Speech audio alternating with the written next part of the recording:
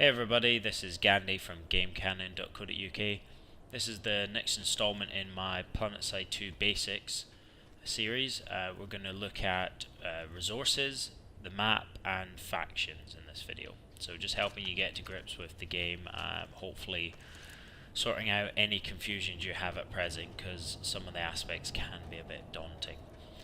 Right, first of all, factions. As you can see, I'm a new conglomerate. There are three factions in Planetside 2. The New Conglomerates, the Venu Sovereignty, and the Terran Republic. An easy way to think about them, because they all have their own sort of ideologies, but an easy way to remember it is the Terran Republic are a bit like old Soviet Russia. The New Conglomerates are a bit like freedom-loving America. And the Venu Sovereignty are kind of like, imagine aliens invaded Japan. That's where you're going with for them. And really, you know, you'll pick one faction, you'll stick with it throughout your entire career in Planetside. You can delete characters and switch up factions, but generally most people don't, and it's not recommended. You get a lot more enjoyment out of the game, I think, if you just pick a faction and gun for them. All hail the New Conglomerates. So, that dealing with factions, we'll look at the map next, I think. As you can see here, I'm in the warp bubble, which is a nice safe haven. In the bottom left, I've got my mini-map, where I can see all the sort of notable points of interest around me. I'll just get my cursor up. That was fancy, wasn't it?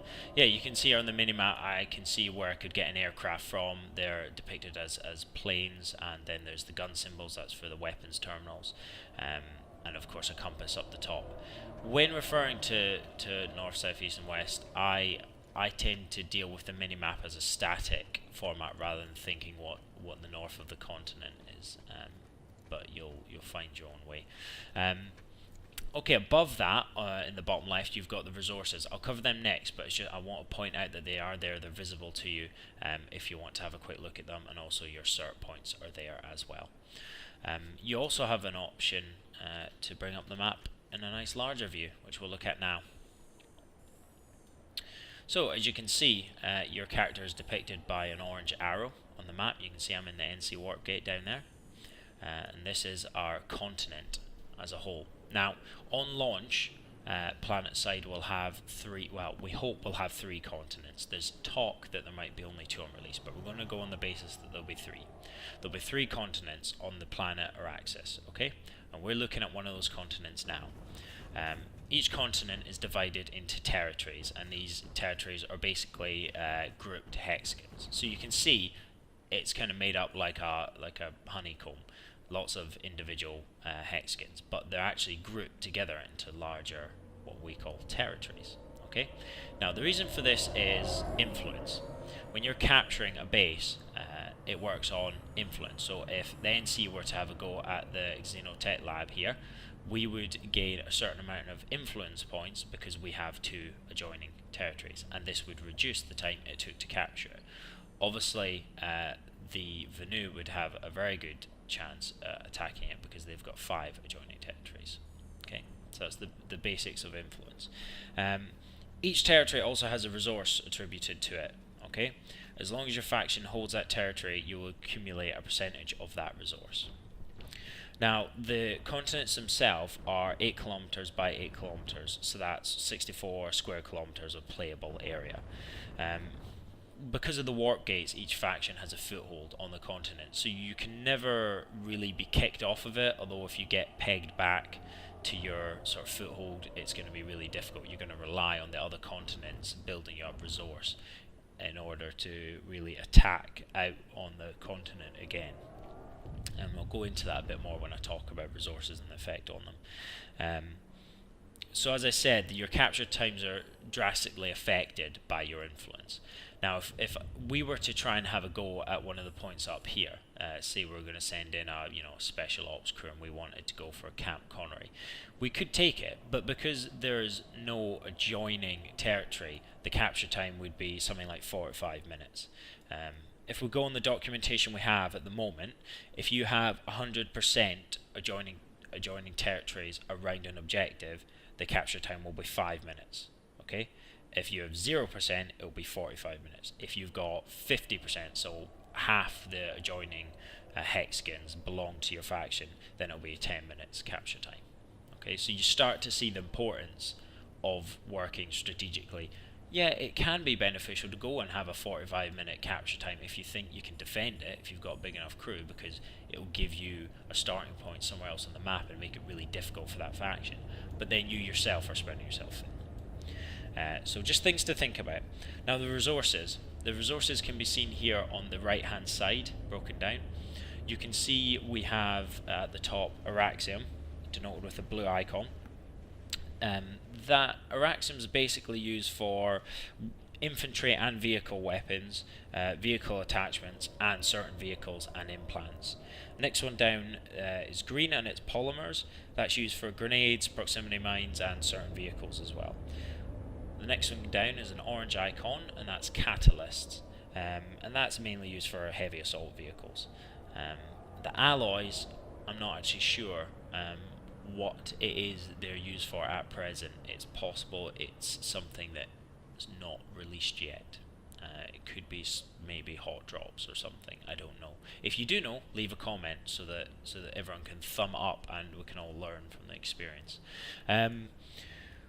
If you zoom in on the map, you'll see that make sure I've got them ticked, that each section of the map actually has resources. If I just tick them now, have resources attributed to them. So each territory has a resource. Now you will get a bonus for capturing that territory based on that resource. So if we took this one up here, we'd get an Araxium bonus, okay?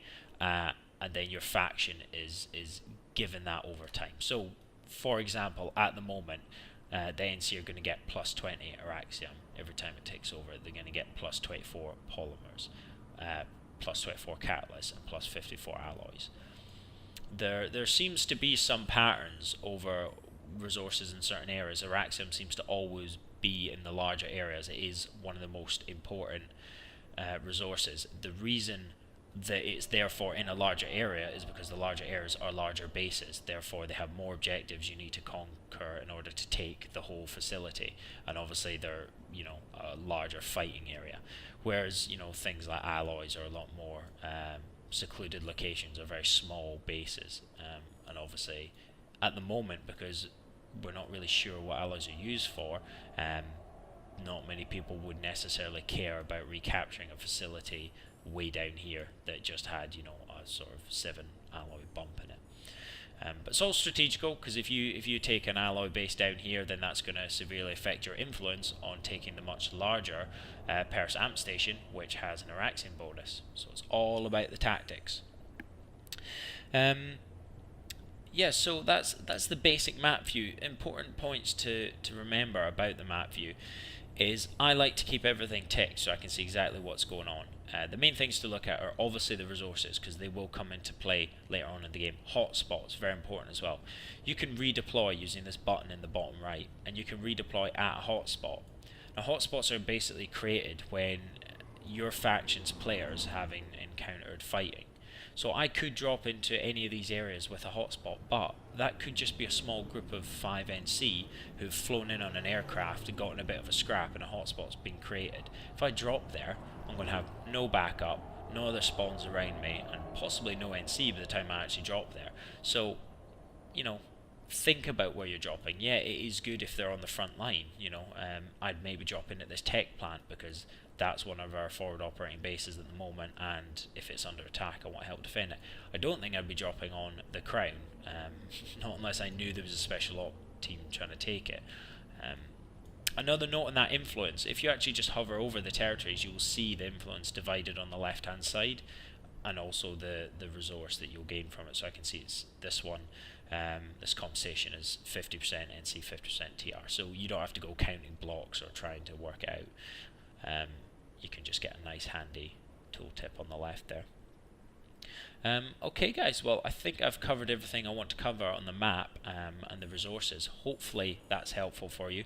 There has been some recent changes, so resources are going to be rarer, and things that you spend the resources on are going to cost more. So they are going to come into play, and on launch this is going to be a big aspect of the game.